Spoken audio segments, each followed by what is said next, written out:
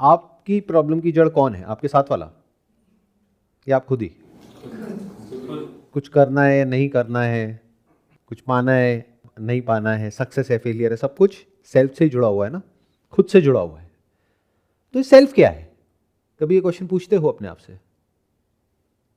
आप क्वेश्चन भी पूछते हो तो क्या पूछते हो? For your self, but you never ask what is self. जैसे फॉर एग्जाम्पल आपको कोई बीमारी है जिससे आप परेशान हो, तो क्या करना चाहिए? सीधा जाकर के एक इंसान से पूछना चाहिए या अलग अलग लोगों से पूछना चाहिए कि इस बीमारी का क्या इलाज है, मुझे ये हो रहा है, इसके लिए मैं क्या करूं? जैसे अभी आपने ही बोला कि कोई जो उल्टा पैदा हुआ है उसकी टांग लगवा लो। टांग कहाँ लगवानी होती है? वहीं जहां पे दर्द है या कहीं भी ऐसे कहीं भी? बैक पे ही है ना। अब देख रहे हो क्या हो रहा है कि कोई भी हमें प्रॉब्लम होती है तो क्या करें? Should we go by superstition? क्योंकि अगर आप किसी से भी जाकर के पूछ रहे हो कि मेरी ये प्रॉब्लम है, उसको सोल्यूशन बता दो, अव्वल तो कोई बताएगा क्यों? किसी का इंटरेस्ट कहाँ है आपकी प्रॉब्लम में? आपको लगता है किसी का एक्चुअल में इंटरेस्ट है आपकी प्रॉब्लम सॉल्व करने में या आपकी प्रॉब्लम को समझने में? अगर मैं भी यहां पर बैठा हूं और आप में से एक एक की प्रॉब्लम अगर मैं समझने लग जाऊं, तो अगर एक सवाल का जवाब दूंगा 1000 नए सवाल खड़े हो जाएंगे। और सोचो कितने लोग हैं। तो अगर मैं 1000 साल तक भी कोशिश करता रहूं किसी एक की प्रॉब्लम सॉल्व करने की, तब भी नहीं हो सकती। तो सॉल्व तो आपको खुद ही करनी पड़ेगी आपकी जो प्रॉब्लम है। अब वो कैसे करोगे जब आपको पता ही नहीं है what is self? You say that the root cause of your problem is the self, मतलब आप खुद, बट आप हो क्या? Sir, I think what is self is we are the creators. We are the creators. Yeah. जो भी हम जिस हिसाब से लाइफ में मूव कर रहे हैं या हमारे at the level of mind में जो चल रहा है, जो प्रॉब्लम की रूट कॉज बनती है वो एक लूप बन जाता है, जिस लूप में हम स्टक हो जाते हैं। अगर हम उस लूप को डीप अंडरस्टैंडिंग में उसको अंडरस्टैंड कर लेते हैं तो हम उस लूप को ब्रेक कर पाते हैं, तो उस प्रॉब्लम का सॉल्यूशन निकलता है। अदरवाइज हम उसी लूप के अंदर घूमते रहते हैं। मतलब क्या आप ये कह रहे हो कि जो भी आपकी लाइफ है अभी या फ्यूचर में जैसी भी होने वाली है वो आपने खुद क्रिएट करी है? मतलब आपका जो सेल्फ है उसने क्रिएट करी है?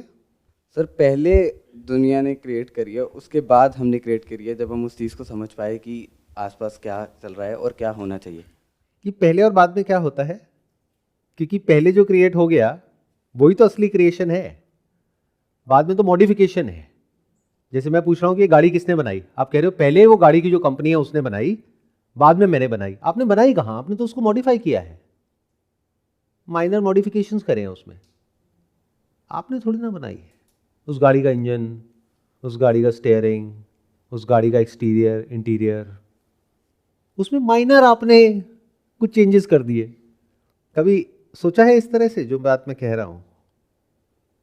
आप लोग बहुत कुछ ऐसा मानते हो जो बिल्कुल बकवास है, जिसमें सबसे बड़ी बकवास तो ये है कि आपका कोई सेपरेट एग्जिस्टेंस है और आपका कोई, जैसे एक सेपरेट बैंक अकाउंट होता है जिसमें पैसा पड़ा होता है, ऐसे ही आपका कोई सेपरेट अकाउंट है कहीं पर जिसमें आपके कर्म पड़े हुए हैं, उसके अकॉर्डिंग फल मिलते हैं, फिर पुनर्जन्म होता है या इस जन्म में ही उस कर्म के अकॉर्डिंग फल मिलते हैं, वो कर्म जो आपने किए हैं। तो अगर आप कोई कर्म करोगे तो उसका फल पक्का मिलेगा। आप समझ रहे हो? ये सब है या माइंड में नहीं है? अच्छा करोगे तो आपके साथ में अच्छा होगा, बुरा करोगे तो बुरा होगा। तो सबके सेंटर में क्या है? मैं, सेल्फ। आप जो भी कुछ हो अपने आप को ध्यान से देखो शीशे में जा करके, at the level of your body, जो भी आप हो। हाँ, आप मॉडिफाई कर सकते हो, जो मैंने एग्जांपल दिया, जैसे गाड़ी को मॉडिफाई कर सकते हैं। अभी मैं सिर्फ बॉडी की बात कर रहा हूं, माइंड पे नहीं आया। At the level of body आप चाहो भी तो क्या बदल सकते हो? एक लिमिट में ही तो कर सकते हो। आज जैसी आपकी बॉडी है सो है। क्या बॉडी आपके सेल्फ ने क्रिएट करी है? आपने क्रिएट करी है? क्या सेल्फ की वजह से बॉडी है या बॉडी की वजह से सेल्फ है? सेल्फ की वजह से ये बॉडी है। सेल्फ की वजह से बॉडी है। जहां तक मुझे समझ आता है साइंटिफिकली, ये जो बॉडी है किसी की भी बॉडी, वो है because your parents did something because of which this body is there. तब जब ये सेल्फ पैदा ही नहीं हुआ था। तो you are not because of your self, you are because of your parents as far as your body is concern. मैंने कहा ना, अभी मैं बॉडी की बात कर रहा हूं। तो बॉडी किसकी वजह से है? पेरेंट्स की वजह से, ग्रैंड पेरेंट्स की वजह से, और वही तो आगे कंटिन्यू हो रहा है। तभी तो आपकी शक्ल मिलती है आपके पेरेंट्स से। आपने कहा I am the creator, the self is the creator. क्या ये बॉडी आपने क्रिएट करी है? हाँ, इसको मॉडिफाई किया है, वो भी एक लिमिटेड दायरे में। मुझे लगता है दो चीज़ें होती हैं, एक मतलब फिजिकल और सॉफ्टवेयर, मतलब हार्डवेयर या सॉफ्टवेयर। तो हमारी फिजिकल बॉडी हार्डवेयर है और सॉफ्टवेयर हमारे थॉट्स है, कॉन्शियसनेस। अब जब बर्थ होती है या डेथ होती है तो फिजिकल बॉडी तो चली जाती है, बर्थ पेरेंट्स की वजह से और डेथ जो भी है, बट माइंड या सॉफ्टवेयर जो है हमारे थॉट्स या कॉन्शियसनेस, वो इस दुनिया में ही रह जाता है, लाइक थ्रू जो भी बनाया या डिस्ट्रॉय किया है, ऐसा लगता है। और पर अभी भी नहीं पता चलता कि हाँ भाई कॉन्शियसनेस क्या है, कॉमन है, लाइक कॉन्शियसनेस कहाँ से आई। This is exactly what I am talking about, कि इतने तरह तरह के बिलीव्स हैं जो हमारे दिमाग में बैठे हुए हैं जिसकी कोई हद ही नहीं है। आपने क्या कहा कि बॉडी हो गई हार्डवेयर की तरह, और सॉफ्टवेयर क्या हो गया, जो अंदर माइंड है, कॉन्शियसनेस है, उसको अलग अलग नाम दे दिए।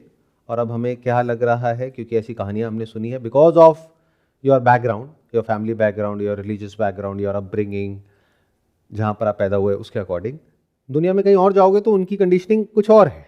वो ऐसी बात नहीं बोलेंगे, वो कुछ और बोलेंगे। वो हो सकता है हेवन हेल्थ की बात करेंगे, आप कुछ और बात कर रहे हो। What you are saying is कि बॉडी तो चली जाती है, लेकिन जो कॉन्शियसनेस है, जिसको लोग सोल बोलते हैं, आत्मा बोलते हैं, वो रह जाती है, फिर वो किसी दूसरी बॉडी में चली जाती है।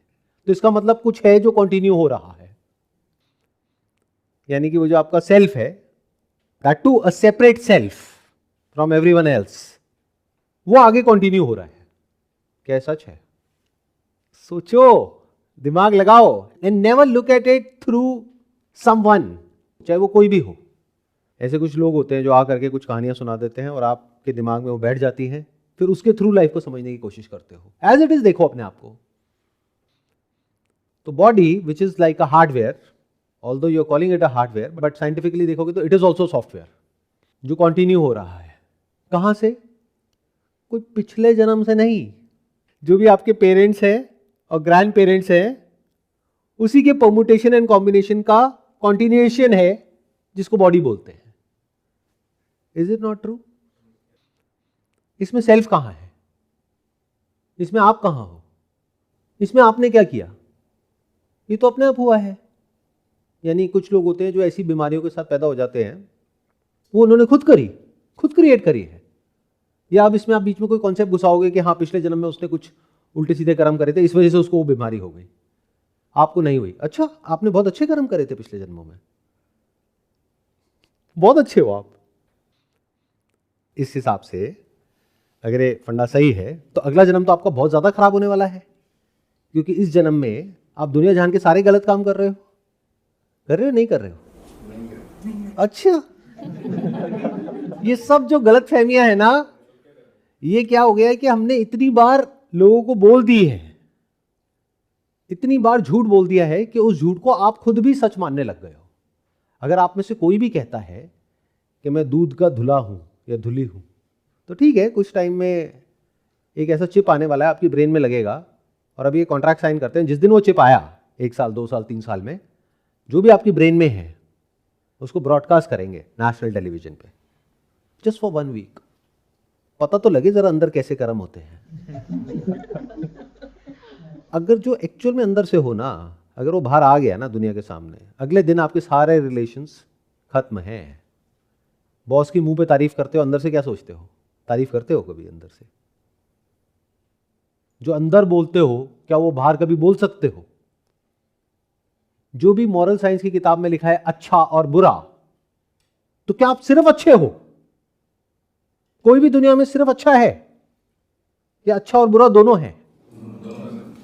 इस हिसाब से तो आपका अगला जन्म काफी खराब होने वाला है, अगर इन सबको मानते हो तो।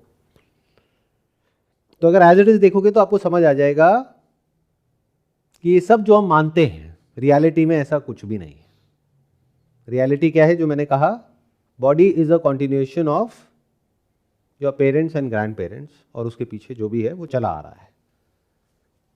अब बात करते हैं माइंड की। माइंड क्या होता है?